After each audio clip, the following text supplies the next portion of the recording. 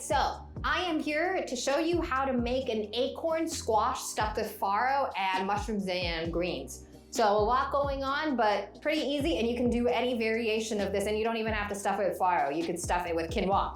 So here is an acorn squash.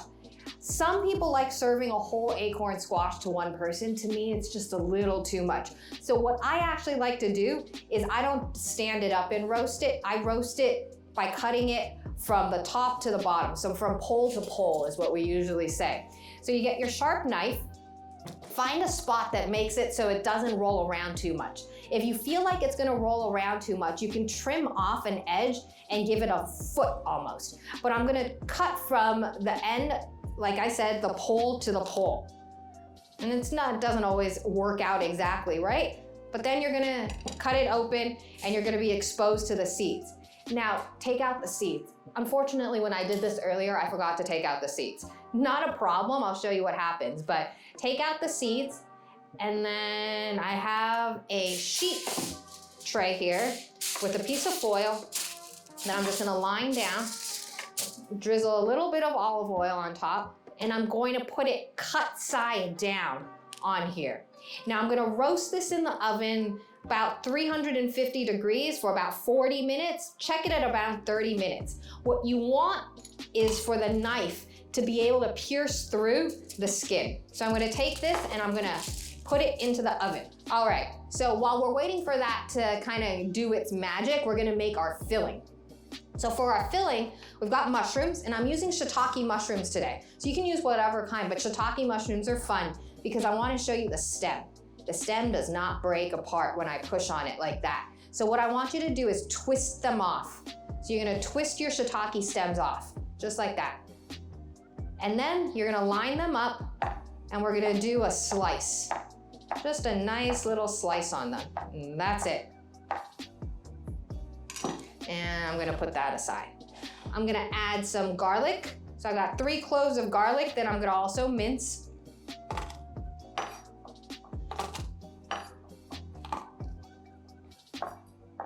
And again, this is for our farro filling. Farro, I might be saying it wrong and I am completely sorry if I am. So again, sorry. All right, that's good to go. I'm gonna scrape that to the side. And then I've got beans that are gonna go in at the end, and you can use any kind of beans.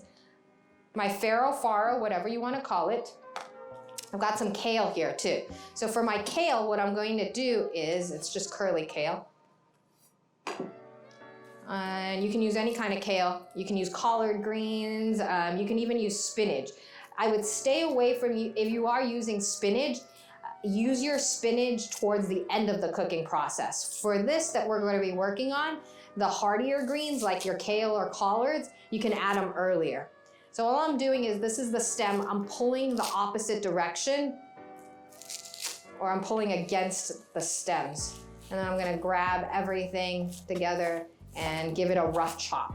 And you can break it up by hand too. It's really up to you. Or if you can buy kale already chopped or your greens already chopped, taken care of, you can add those too. So it's really up to you how you wanna do this. So we have all our ingredients ready to make our farro filling. So let's swing on over to the stove. So I'm gonna heat a pot up first and add a little bit of oil. Then I'm gonna add my mushrooms and garlic right away. Those are gonna be our first 2 things. And your mushrooms are gonna start to kind of squeak on you. And that just means they're cooking. They're releasing their liquid. So we're gonna let that cook for a little bit. While we're letting that cook, I'm gonna show you what I did with my acorn squash. So my acorn squash, I roasted ahead of time so that I could show how to stuff them. But I roasted it with the seeds inside. There's nothing wrong with it. All you need to do is now just go in. You might lose a little bit more of the meat, but you can go back in and just take out the seeds. Just like that. and then stuff it. We're gonna stuff these guys and then put them back into the oven too. We're gonna come back to the stove now. Mushrooms are starting to brown, softened up a little bit, looking good. I'm gonna add my kale.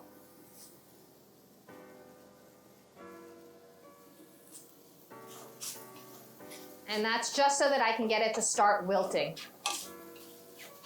I just need it to start wilting. I'm not trying to finish this because we're gonna have to add liquid and chicken stock, veggie stock, or just water, up to you.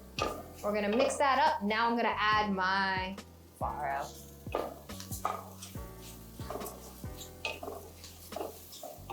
I'm letting that kind of toast a little bit, coating it with the oil, making sure everything gets mixed up in there. I'm gonna add a little bit of Italian seasoning.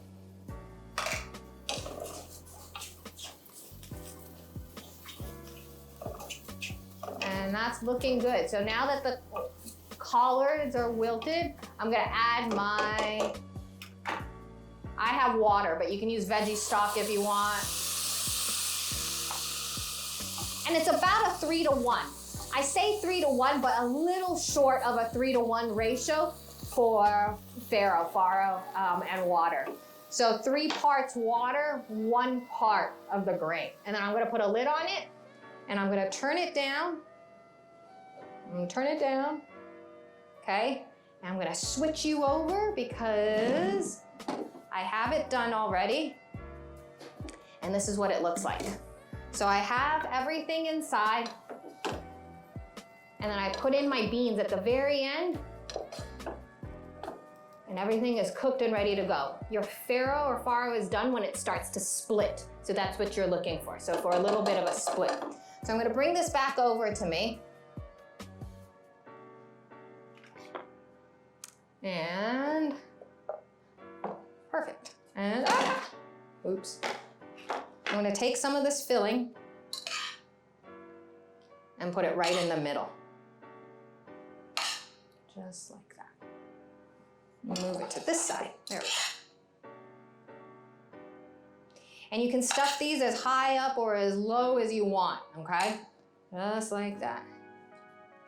And you can return these into the oven, put a little bit of cheese on top of them if you want, or you can serve them just like this, and you've got yourself a fall superfood ready to go. And you can refrigerate it for later too. You can eat it cold. It's great cold too. So really up to you how you want to take this a step further, but there you have a nice acorn squash stuffed with farro.